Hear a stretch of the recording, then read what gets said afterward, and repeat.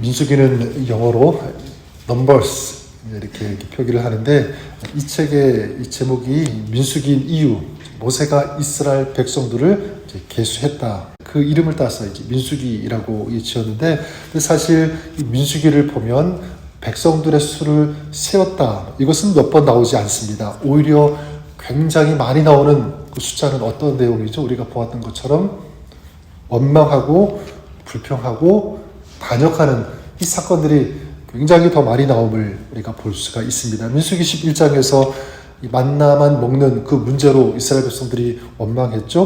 또 12장에서는 미리암이 그랬고, 또 13장, 14장에서는 가데스 바네아에서 또 원망하는 그런 일들, 또 우리가 보고 있는 민수기 16장에는 고라와 엘리압, 다단, 온 이런 사람들, 그리고 250명의 지휘관들이 당을 지어서 모세와 아론에게 반기를 드는, 반역하는 이런 사건이 이어지고 있습니다.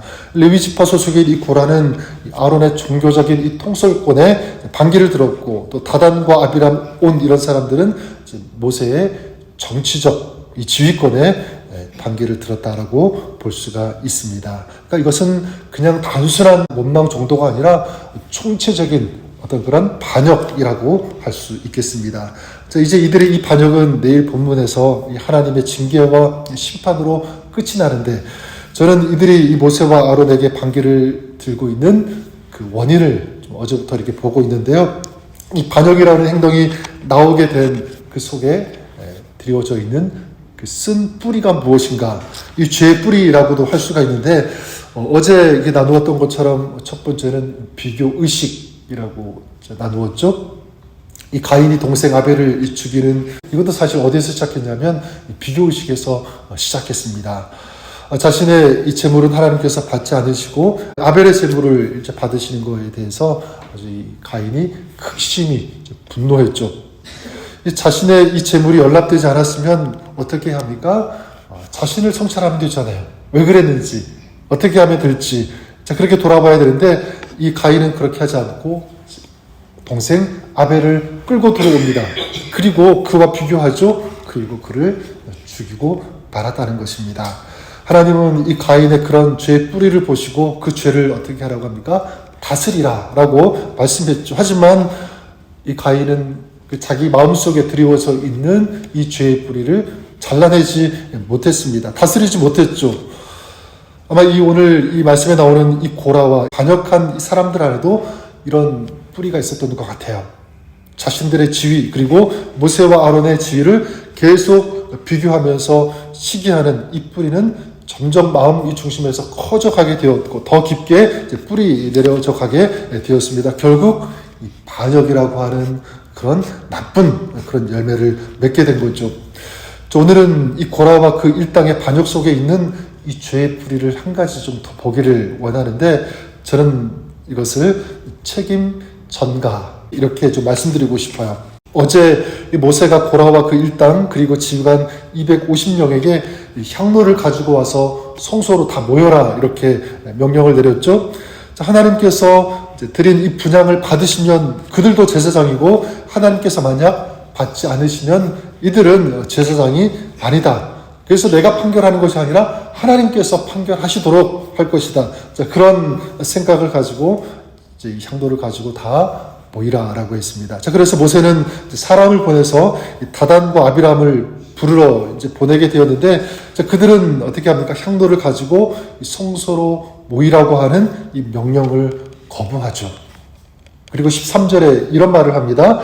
내가 우리를 젖과 꿀이 흐르는 땅에서 이끌어내어 광야에서 죽이려 함이 어찌 작은 일이기에 오히려 스스로 우리 위에 왕이 되려 하느냐. 여기 보니까 젖과 꿀이 흐르는 땅에서 우리를 이끌어내어 광야에서 죽이려 한다, 이렇게 얘기하고 있습니다. 여러분, 여기서 젖과 꿀이 흐르는 땅이 어디입니까? 지금 이들이 말하고 있는 젖과 꿀이 흐르는 땅에서 우리를 나오게 했다는 것은 애굽을 말하는 거죠. 애굽 땅을, 하나님께서 약속하신 땅을 묘사할 때 사용하는 젖과 꿀이 흐르는 땅으로 묘사하는 것입니다. 그러면서 또 모세에게 합니다. 스스로 왕이 되려 한다, 이렇게 비난을 퍼붓고, 또 여기서 끝나지 않습니다. 14절에 보면 이뿐 아니라 내가 우리를 적과 꿀이 흐르는 땅으로 인도하여 들이지도 아니하고 밭도 포도원도 우리에게 기업으로 주지 아니하니 내가 이 사람들의 눈을 빼려느냐 우리는 올라가지 아니하겠노라. 이 출애굽 1세대가 가나안 땅으로 들어가지 못한 이 책임을 지금 누구에게 돌리고 있는 거죠? 모세에게 돌리고 있습니다. 전가하고 있는 거죠. 우리가 보았던 것처럼 여러분 이스라엘이 이 가데스 바네아에서 광야로 다시 돌아온 이 결정적 이유가 무엇이었습니까? 10명의 정탐꾼들의 부정적인 보고를 듣고 원망하면서 애굽으로 돌아가겠다. 이것 때문에 다시 이 광야로 들어간 것인데 지금 이들은 자기 자신들의 그 행동, 그 말은 생각하지 못하고 돌아보지 못하고 이 모든 책임을 지금 모세에게 돌리고 있다는 것입니다.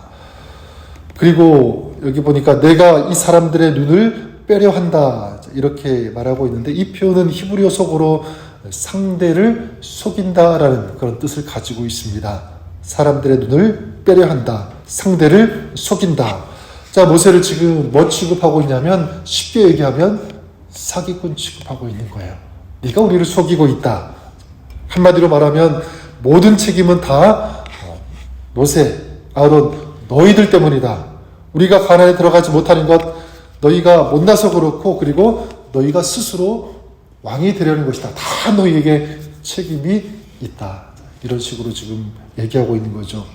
오늘 이 고라와 또 이 다단, 아비람 이런 사람들의 모습 속에서 우리가 한 가지 영적인 교훈을 다시 한번 가슴에 새겼으면 좋겠습니다. 무엇이냐면 이 책임을 전가하는 것은 단순한 어떤 행동이 아니라 이것은 죄의 특징이고 또 죄의 깊은 뿌리다. 이것은 자신을 파괴할 뿐만 아니라 공동체를 힘들게 하고 어렵게 한다라는 것 우리가 다시 한번 생각했으면 좋겠습니다. 여러분 아담과 하와가 하나님께서 금지한 이 선악을 알게 하는 이 열매를 먹고 어떻게 반응했죠? 아담은 하와에게 책임을 전가했죠. 그리고 하와는 또 뱀에게 책임을 전가했습니다. 그런 의미에서 저는 이 비난하고 이 비판하는 것도 이 책임 전가하고 이 같은 뿌리를 두고 있다고 생각합니다. 여러분 누군가를 비난하고 비판하는 그 이유가 무엇이겠습니까? 다른 것 아니에요. 자신이 이 짊어져야 할 그 책임을 그 사람에게 전가시키는 것입니다. 또 넘기기 위함. 그것이 이 비판과 그리고 이 비난의 특징. 이 책임 전가와 같은 뿌리를 두고 있다라고 볼 수 있는 것입니다.